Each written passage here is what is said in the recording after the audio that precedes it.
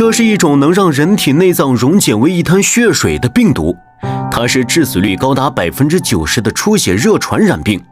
和新冠病毒相比，传播速度更快，人一旦感染，严重时会导致器官衰竭、七窍生烟、口鼻流血。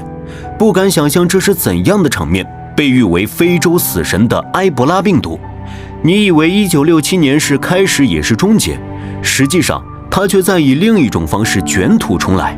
4月24日，据联合国新闻中心报道，刚果发现了一例新的埃博拉疫情，比新冠还可怕100倍的它，为什么每隔几年就要爆发一次？这次终于找到原因了。在不少人印象中，相比外国人，中国人才是杂食动物，海鲜市场层出不穷，打着美食招牌享受野生动物的也比比皆是。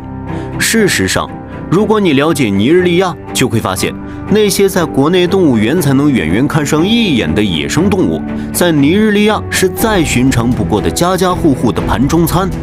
最典型的蝙蝠、蟒蛇、巨蜥等，对于当地人来说，进嘴之后那叫一个真香。尼日利亚是具有较长海岸线的国家，丰富的海产资源为当地提供了不少食物的灵感来源。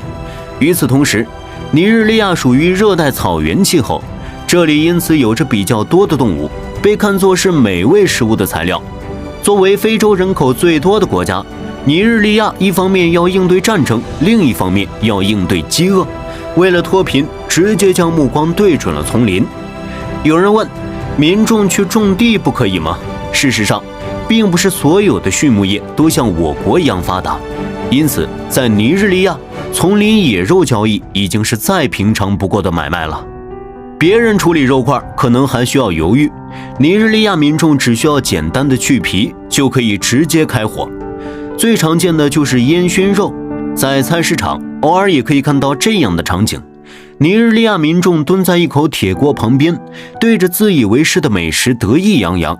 那些看似风和日丽的日子，却早已为埃博拉病毒埋下了祸患。被称为死神的埃博拉病毒到底有多恐怖？1967年7月，埃博拉病毒发现于非洲苏丹南部地区，那是再平常不过的一天。一家棉花加工仓库的管理员出现了精神错乱、发狂的症状。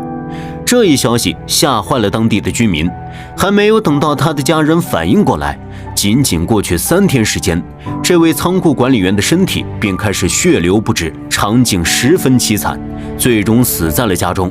病毒一旦入侵人体，医学治疗的速度就很难赶上病毒攻击人体的速度。然而，当地居民没有想到，这仅仅是埃博拉病毒爆发的开始。埃博拉是刚果北部的一条河流的名字。自从第一例病毒光顾到这里之后，随即出现了传染的现象。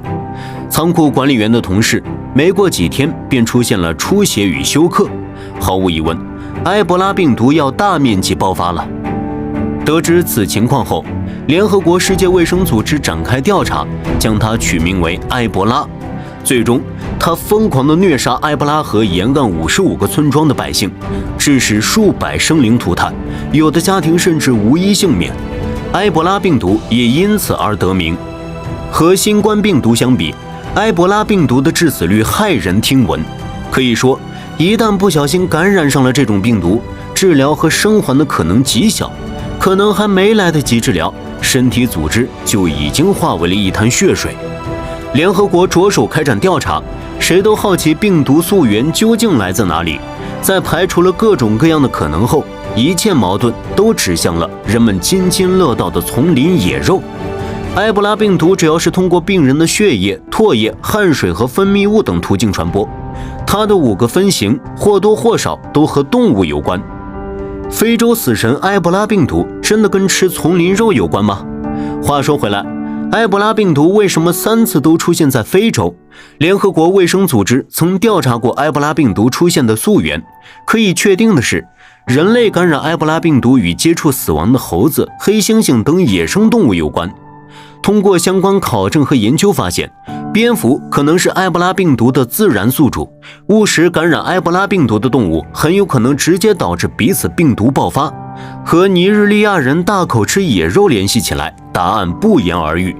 在当地人眼中，病毒的肆虐和爆发早已是司空见惯，即使病毒已经出现，他们照样过着愉悦的生活，根本不关心埃博拉病毒是否会威胁到自身。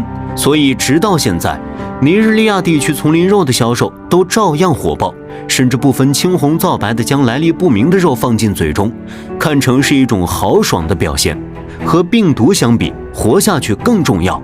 纵观埃博拉、新冠以及其他骇人听闻的传染病，追踪源头都离不开野生动物的作用。在食物与病毒之间，人类究竟该如何选择？或许只有解决贫穷和无知，才能从中找到答案。